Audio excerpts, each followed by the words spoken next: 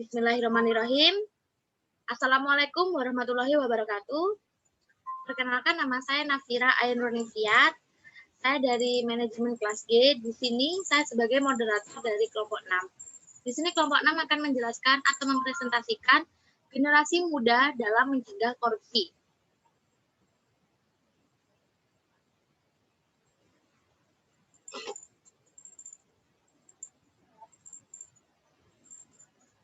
Baik, selanjutnya yaitu dengan anggota kelompok. Yang pertama ada Cahya dengan NIM sebagai berikut, yang kedua ada Nafira, saya sendiri dengan NIM sebagai berikut, yang ketiga ada Ronaldi dengan NIM sebagai berikut, yang selanjutnya ada Febrianto dengan NIM sebagai berikut, dan yang terakhir ada Gesti dengan NIM sebagai berikut. Oke, baik. Di sini kita akan menjelaskan tentang korupsi yang akan dijelaskan oleh teman saya yang bernama Febrianto. Kepada Febri dipersilakan masuk dan untuk menjelaskan. Terima kasih atas waktunya. Di sini saya akan menjelaskan sedikit tentang korupsi. Korupsi adalah tindakan pejabat publik, baik politisi maupun pegawai negeri, serta pihak lain yang terlibat dalam tindakan itu secara tidak wajar dan tidak legal, dengan menyalahgunakan kepercayaan publik yang dikuasai kepada mereka untuk mendapatkan keuntungan sepihak.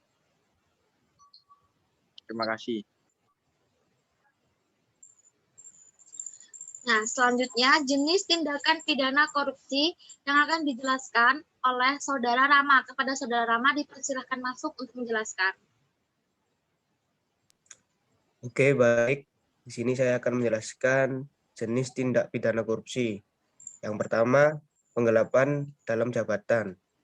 Yang kedua, pemerasan dalam jabatan. Yang ketiga, penyuapan. Dan yang keempat, menerima gratifikasi. Selanjutnya yaitu faktor penyebab korupsi yang akan dijelaskan oleh teman saya yang bernama Gesti. Kepada Gesti dipersilakan masuk. Terima kasih. Baik, saya akan menjelaskan tentang faktor penyebab korupsi, yaitu yang pertama, niat dan kesempatan. Niat akan dilakukan apabila terdapat suatu suasana yang kondusif, sehingga terbuka kesempatan untuk melakukan perbuatan korupsi. Yang kedua itu pendekatan jaringan. Jaringan korupsi melibatkan para elit politik yang terdiri dari pimpinan eksekutif, elit partai politik, petinggi lembaga peradilan, dan kalangan bisnis. Yang ketiga yaitu kekuasaan monopoli. Kekuasaan cenderung dapat mendorong seseorang untuk melakukan perbuatan korupsi. Kekuasaan yang absolut akan menimbulkan menjamurnya perbuatan korupsi. Yang keempat yaitu integrasi nasional, yaitu sistem penyebaran kekuasaan di mana tidak adanya kekuasaan yang dimonopoli oleh orang-orang yang berkepentingan. Terima kasih.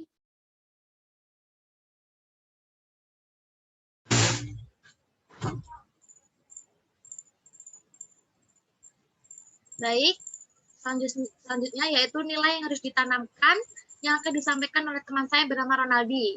Pada Ronaldi dipersilakan masuk dan menjelaskan. Baik, nilai yang harus ditanamkan. Yang pertama adalah kejujuran. Dari kejujuran kita bisa belajar tidak korupsi dengan hal kecil. Yang kedua dengan kesederhanaan. Dengan kesederhanaan kita akan merasa cukup. Yang ketiga adalah kegigihan. Kegigihan adalah percaya dan mampu menghadapi masalah sendiri. Yang keempat adalah keberanian. Kita bisa membela diri kita dan mengekspresikan diri kita. Yang kelima adalah keadilan. Dengan belajar sifat adil, maka kita tidak akan berperilaku semena-mena. Yang keenam adalah kepedulian. Belajar peduli agar kita dapat peduli dengan sesama manusia. Terima kasih.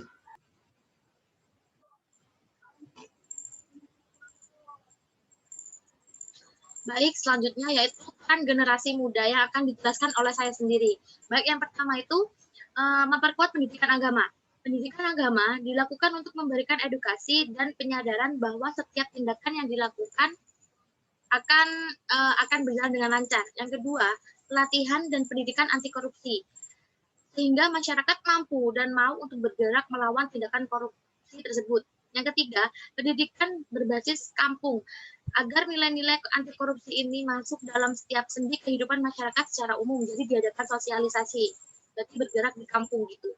Yang keempat, melalui media, yang harapannya agar masyarakat akan mengingat dampak dari korupsi.